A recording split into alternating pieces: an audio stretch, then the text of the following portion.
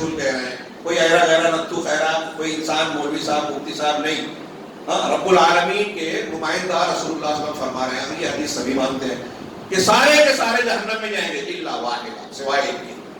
اور آپ نے بعض حدیثوں کا کہ یہی جماعت ہے، وہ کون ایک ہے؟ ما کانا علی ما انا علیہ و اصحابی، یہ وہ جماعت ہوگی نجات پانے والی، جنت جہنم میں جانے سے بچنے والی، جو اس طریقے اور منہج پر ہے جس پر میں ہوں اور میرے صحابہ، جس پر میں یعنی اللہ کے رسول ہے تو وہ کیا ہے؟ وہ سنت ہے۔ تو سنت کو ماننے والے اہل سنت ہوئے، اہل الحدیث ہوئے، اور وہ اصحابی میرے صحابہ جس پر ہے، صحابہ کے طریقے کو ماننے والے اہل الجماعہ ہوئے۔ اسی لیے نام پڑا اہل السنہ والجماعہ، اہل الحدیث، جو اللہ کے رسول کے طریقے پر ہیں اور قرآن و حدیث کو ویسے مانتے ہیں جیسے صحابہ مانتے تھے۔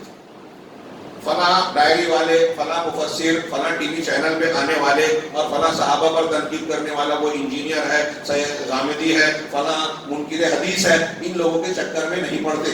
آج ہمارے مسلمانوں کا ایک بڑا طبقہ ایسی گمراہیوں میں پڑا ہے اور سمجھانے پر سمجھنے کو تیار ہی نہیں ہے۔ اللہ کی کتاب کھلی ہدایت بیان کرتی ہے، ان کی سمجھ میں نہیں آتی بات، کچھ شبہات اعتراضات ان کے دماغ میں پڑ گئے اور وہ حالات کی روشنی میں غور کرتے ہیں کہ ارے ہم کو اتنا مارا جا رہا ہے، امریکہ ہمارے خلاف سازش کر رہا ہے، فلاں کر رہا ہے، ڈھیما کر رہا ہے، تو کیا ہم صبر ہی کرتے رہیں؟ ہاں صبر کرنا ہے، جب صبر کرنے کا موقع ہے صبر کرو۔ حضرت موسیٰ علیہ السلام نے فرعون کے سامنے، یہ دوسرے بقرہ میں اس واقعے کا بھی ذکر ہے اور بھی تفصیلات دوسرے مقامات پر ہیں کہ مختلف پریشانیاں آئی، فرعون نے بڑے مظالم ڈھائے، اللہ نے کہا صبر کرو۔ حضرت موسیٰ نے اپنی قوم سے کہا صبر کرو۔ جب ہمارے پاس صبر کے سوا چارہ نہیں ہے تو صبر کرو اور اللہ تبارک و تعالیٰ پر توکل کرو، دعا کرو، عبادت کرو۔ تو جہاں جیسا موقع ہے اسی کے ہم مکلف ہیں، جس کی ہم کو طاقت نہیں ہے اللہ نے اس کا ہم کو مکلف نہیں بنایا۔ تو یہاں اب قصہ مختصر، شیخ نے بہت اہم بات یہ بیان کی کہ یہ ایمان والوں کے مقابلے میں کفار ہیں اور کافر جہنم میں جائیں گے، اور کافروں کے ساتھ اہل بدعت بھی شریک ہوں گے۔ جس آدمی کی جیسی بدعت ہوگی اس اعتبار سے وہ جہنم کا مستحق ہوگا۔ اگر ان کی بدعت کفر اور شرک کے درجے کی نہیں ہے، کفر اور شرک کے درجے کی نہیں ہے، تو ان کا معاملہ اہل کبائر کی طرح ہوگا، یا تو وہ اپنے گناہ کے مطابق جہنم میں جا کر بعد میں نکال لیے جائیں گے، یا اللہ تعالیٰ اپنے فضل و کرم سے ان کو معاف کر کے ان کو جنت میں ڈالے گا۔ ہاں، اور اگر ان کی بدعتیں کفر اور شرک کے درجے کی ہوگی تو وہ جہنم میں جائیں گے، اور جو کفر اور شرک والا ہوگا وہ کبھی بھی جہنم سے باہر نہیں نکلے گا۔ اس ضمن میں یہ جو جہنم سے نکلیں گے، اس سلسلے میں انہوں نے ضمن ذکر کیا کہ یہ اہل سنت والجماعت کا متفقہ عقیدہ ہے۔ خوارج اور معتزلہ اس کے خلاف ہے۔ خارجی آج خارجیوں کے نام سے نہیں پائے جاتے، لیکن تحریکیوں کی شکل میں خارجیت کا مزاج آج بھی زندہ ہے۔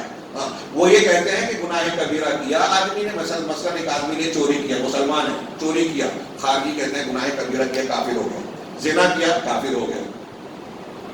اب زنا کیا، چوری کیا، کافر ہو گیا، اسلام سے بغیر توبہ کے مر گیا تو ان کے عقیدے کے مطابق کبھی جہنم سے نہیں نکلے گا، وہ دوسرے کفار و مشرکین کی طرح ہی اس کا حکم ہوگا۔ لیکن یہ صحیح نہیں ہے۔ کبیرہ گناہوں کے کرنے کو، بہت سے کبیرہ گناہوں کو کفر کہا گیا ہے، لیکن یہ کفر عملی ہے، جیسے اللہ کے رسول کی حدیث ہے سباب المسلم فسوق وقتالہ کفر، مسلمان کو گالی دینا فسق ہے نا، اور اس سے لڑائی کرنا کفر ہے۔ یہ کفر کون سا ہے؟ عملی کفر ہے۔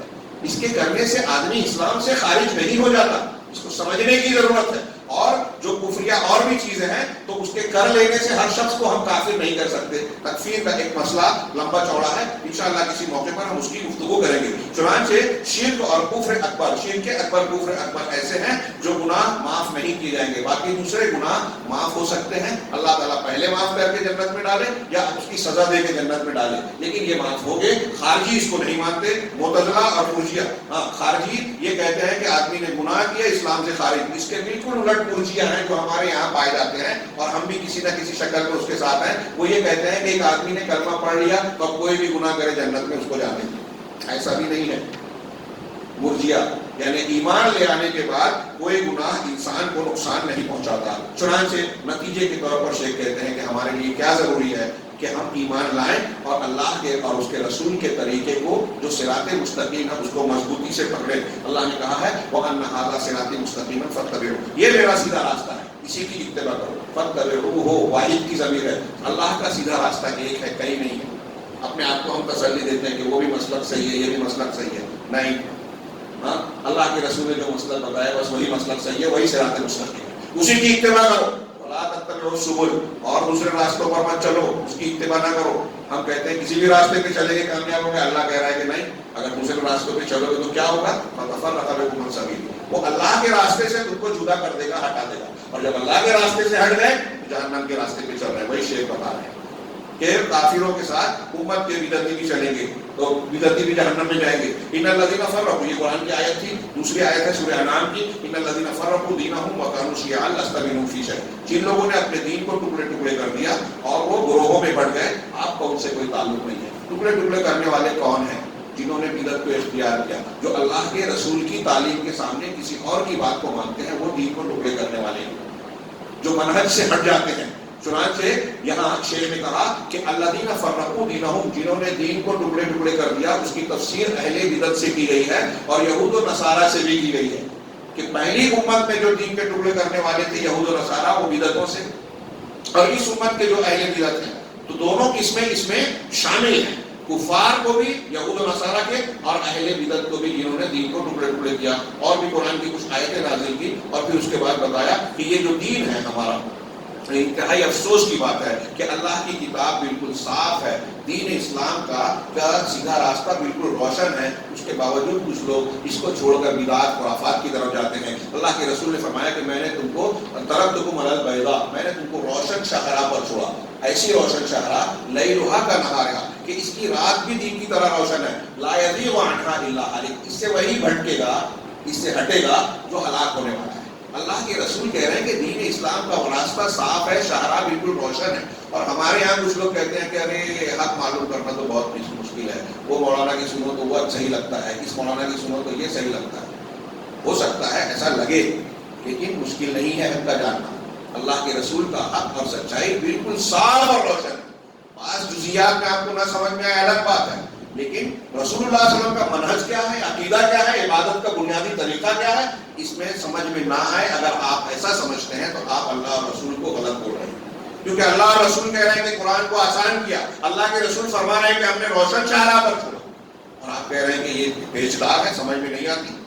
دنیا کی مشکل سے مشکل چیزوں کو آپ سمجھ سکتے ہو، انجینئرنگ سمجھ سکتے ہو، ڈاکٹری سمجھ سکتے ہو، ڈینٹسٹ بن سکتے ہو، انجینئر سائنٹسٹ بن سکتے ہو، سب کچھ بن سکتے ہو، قرآن حدیث کی بنیادی ہدایت نہیں سمجھ سکتے جو اللہ نے ہر ایک کے لیے آسان کیا ہے۔ لہذا ضروری کیا ہے، ہمارے لیے ضروری ہے کہ اللہ کی کتاب اور اس کے رسول کی سنتوں کو ہم مضبوطی سے پکڑ لیں، عقائد میں، عبادات میں، اور سارے اعمال میں، اور زندگی کے سارے میدانوں میں جس کو اللہ تبارک و تعالیٰ نے مشروع کیا ہے۔ چنانچہ عوامر کو ہم انجام دیں اور نواہی سے بچیں۔ اس کے بعد شیخ نے وَأَقَامَ الصَّلَاةَ وَآتَى الزَّكَاةَ، ان دونوں کا ذکر کیا۔ میرے پاس جو ہے، میں نے جو مضامین سورہ بقرہ کو چھوڑ دیا آج کے، پچھلے سال میں نے بیان کیا تھا، اس میں انہوں نے کئی بہترین باتیں بیان کی، اور اس میں یہ بھی بیان کیا کہ اس واحد سورہ بقرہ ایک ایسی صورت ہے جس میں اسلام کے تمام ارکان کا ذکر کیا گیا ہے، نماز اور زکوٰۃ کا ذکر کیا گیا ہے، اور پھر شیخ نے اس کے بعد حضرت جبرائیل علیہ السلام کی لمبی روایت پیش کی کہ حضرت جبرائیل علیہ السلام اللہ کے رسول کے پاس آئے، صحابہ کرام موجود تھے، اور اللہ کے رسول سے سوالات کیے کہ اسلام کیا ہے، پھر آپ نے بتایا ایمان کیا ہے، معاف کیجیے پہلے اسلام کیا ہے، تو آپ نے ارکان اسلام کو جو 5 رکن بیان کیا، پھر ایمان کیا ہے، آپ نے ان 6 چیزوں کو بیان کیا، اللہ پر ایمان، فرشتوں پر، کتابوں پر، رسولوں پر، آخرت کے دن پر، اور تقدیر کے بھلے برے پر، یہ 6 ایمان کی بنیادیں ہیں۔ پھر کہا احسان کیا ہے، اور جب بیان کیا تو حضرت جبرائیل نے کہا کہ تم نے سچ کہا۔ حضرت عمر جو راوی حدیث سے کہتے ہیں کہ ہم میں سے کوئی شخص آپ کو پہچانتا نہیں تھا، نہ وہ مسافر تھے اور نہ ہم کو نہ وہ سفر کے نشانات تھے، وہ سوال کرتے، اور ہمیں یہ بھی تعجب ہوتا تھا کہ اللہ کے رسول سے پوچھ رہا ہے اور رسول اللہ صلی اللہ علیہ وسلم جب جواب دے رہے ہیں تو کہہ رہے ہیں کہ سچ کہا۔ پھر اس کے بعد احسان کے بارے میں پوچھا تو بتایا کہ احسان یہ ہے کہ تم اللہ کی عبادت یوں کرو کہ تم اللہ کو دیکھ رہے ہو، یا کم سے کم یہ کہ اللہ تمہیں دیکھ رہا ہے۔ یہ انتہائی اخلاص اور انتہائی مراقبہ، یہی روزے کی حالت میں ہم سوچتے ہیں کہ اللہ ہم کو دیکھ رہا ہے، اس لیے ہم چھپ کر بھی اپنے گلے سے پانی کا قطرہ نہیں اتارتے، اللہ دیکھ رہا ہے، تو یہ تصور کرو، یہ احسان ہے۔ پھر اس کے بعد انہوں نے پوچھا کہ قیامت کب واقع ہوگی، تو اللہ کے رسول نے کہا کہ جو سائل ہے مسئول بھی اس سے زیادہ نہیں جانتا ہے، جس طرح آپ کو نہیں معلوم ہے مجھے بھی نہیں معلوم۔ پھر اس کی علامتیں پوچھی تو اللہ کے رسول نے کہا ان تلد الامۃ ربتہا، کہ لونڈی اپنے مالکن کو جنم دے گی۔ کئی تفسیر بھی لوگوں نے یہ کہا کہ بیٹیاں اپنی ماؤں پر حکم چلائیں گی، یہ ایک معنی بھی ہے، اور اس کی اور بھی تشریحات کی گئی ہے۔ اور ننگے سر، ننگے پیر، ننگے بدن، بکریوں کو چرانے والوں کو تم دیکھو گے کہ وہ اونچی اونچی عمارتیں بنا کے لوگوں پر فخر کر رہے ہیں. آج دیکھیے کہ کیسی کیسی بلڈنگ ہے جاہل لوگ بنا رہے ہیں. علماء ان کی جو ہے ان کے یہاں نوکری کرتے ہیں, اہل علم اور پڑھے لکھے لوگ, انگوٹھا چھاپ لوگ منسٹر ہیں اور بلڈنگوں میں ہیں, اور ایسی بہت ساری تفصیلات. تو یہ علامات قیامت بیان کی. یہ ایک حدیث علامہ شیخ ربیع نے کہا کہ یہ حدیث جوامع الکلم میں سے, اس میں پورا دین سمٹا ہوا ہے. اللہ کے رسول نے بعد میں حضرت عمر سے پوچھا کہ جانتے ہو یہ پوچھنے والے سوال کرنے والے کون تھے؟ کہا نہیں معلوم, اللہ اور رسول بہتر جانتے ہیں. کہا یہ جبریل تھے جو آئے تھے تم کو تمہارا ایک دین سکھانے. اس سے پتہ چلا کہ اس حدیث میں جتنی چیزیں ہیں وہ سب دین ہیں. میں بات کافی وقت زیادہ ہو گیا ہے اور بات کافی کچھ باقی ہے. میں صرف شیخ عبدالرحمن ناصر السعدی کی ایک آیت کے ضمن میں, سورہ بقرہ کی ایک آیت کے ضمن میں انہوں نے کچھ بات بیان کی, اسے بیان کر کے ختم کرتا ہوں. قرآن کی ایک آیت کو انہوں نے ذکر کیا کہ اللہ تعالیٰ نے کہا کہ جب ولما جاءہم رسول من عند اللہ, جب ان کے پاس اللہ کے پاس سے رسول آ گیا. جو شیخ دکتور ربیع کی جو تشریح ہے اس سے جوڑ کے دیکھیے گا کہ جب ان کے پاس رسول کی اللہ کی جانب سے رسول آیا جو ان کے پاس والی چیز کی تصدیق کرنے والا ہے. یہود و نصارہ کے پاس توریت اور انجیل تھی, قرآن اس کی تصدیق کرنے والا, اس کو لے کر آیا. نبذ فریق من الذین اوتوا الکتاب کتاب اللہ وراء ظہورہم, تو جن کو کتاب دیا گیا انہوں نے اللہ کی کتاب کو پیٹھ کے پیچھے پھینک دیا, پس پشت ڈال دیا, اللہ کی کتاب کو پیچھے چھوڑ دیا. کأنہم لا یعلمون, گویا کہ وہ جانتے ہی نہیں, ان کو علم ہی نہیں, جبکہ جانتے تھے. تو پھر کیا کیا؟ جب اللہ کی کتاب کو پیٹھ پیچھے ڈال دیا, واتبعوا ما تتلو الشیاطین, اور اتباع کی اس کی جو شیاطین تلاوت کرتے تھے. شیاطین جو پڑھتے تھے اس کے پیچھے پڑے, اللہ کی کتاب کو چھوڑ دیا, شیاطین کی تلاوت کے پیچھے پڑ گئے. تو عبدالرحمن بن ناصر السعدی نے اس کے ضمن میں کہا کہ یہی ہوتا ہے دنیا کے اندر, جو اللہ کی بات نہیں مانتا وہ شیطان کی مانتا ہے. تو آگے کہا جو رحمان کی عبادت کی, عبدالرحمن ناصر السعدی کی جملے پڑھ رہا ہوں, جو رحمان کی عبادت چھوڑتا ہے وہ اوثان یعنی بتوں کی عبادت میں پڑ جاتا ہے. جو اپنے مال کو اللہ کی اطاعت میں خرچ نہیں کرتا وہ شیطان کی اطاعت میں اپنے مال کو خرچ کرتا ہے. آپ دیکھیے کہ نیکیوں میں, مسجد میں, یتیم مسکین بیواؤں اور قرابت داروں میں جو خرچ نہیں کرتے وہ شوق میں, گناہ کے کاموں میں خرچ کرتے ہیں. تو جو اللہ کی اطاعت میں خرچ نہیں کرتا مال وہ شیطان کی اطاعت میں کرتا ہے. اور جو اللہ کے سامنے نہیں جھکتا, ذلت اختیار نہیں کرتا, وہ بندوں کے سامنے جھکنے پر مجبور ہوتا ہے. یعنی آپ اگر اللہ کے سامنے نہیں جھکو گے تو مخلوقات کے سامنے جھکو گے. جو حق کو چھوڑتا ہے وہ باطل میں پڑ جاتا ہے, جو حق کو چھوڑتا ہے وہ باطل میں پڑ جاتا ہے. یہود نے اسی طریقے سے اللہ کی کتاب کو پیچھے کچھ ڈالا, اللہ کی کتاب کو چھوڑا, تو جو شیاطین تلاوت کرتے تھے اس کے پیچھے وہ بھاگنے لگے. اس پوری صورت کا آخری نتیجہ اور جو کچھ ہم پڑھ رہے ہیں اس کا خلاصہ یہ ہے کہ اللہ کے منہج کو, اللہ کے دین کو رسول کے ذریعے سے جو تعلیمات ہم تک پہنچی ہیں وہ عقائد پر مشتمل ہوں, ایمان کا عبادات ہوں, احکام اور اخلاق ہی کیوں نہ ہوں, ساری وہی چیزیں ہم اختیار کریں. اسی میں ہماری اور آپ کی دنیا اور آخرت کی بھلائی ہے. مسلمان آج جتنے بھی مسائل سے دوچار ہیں اس کو حل کرنا چاہتے ہیں تو اس کا واحد حل یہ ہے کہ قرآن کی طرف پلٹیں, اللہ کے اور اس کے رسول صلی اللہ علیہ وسلم کے دین کو خالص انداز میں اختیار کریں. ہمارے یہاں دین کی بہت سی شکلیں مسلکوں کی شکل میں پائی جاتی ہیں, بدعت کی شکل میں پائی جاتی ہیں, وہ اصلی دین نہیں ہے.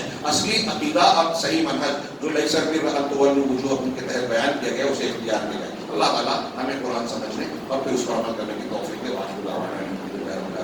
والسلام علیکم.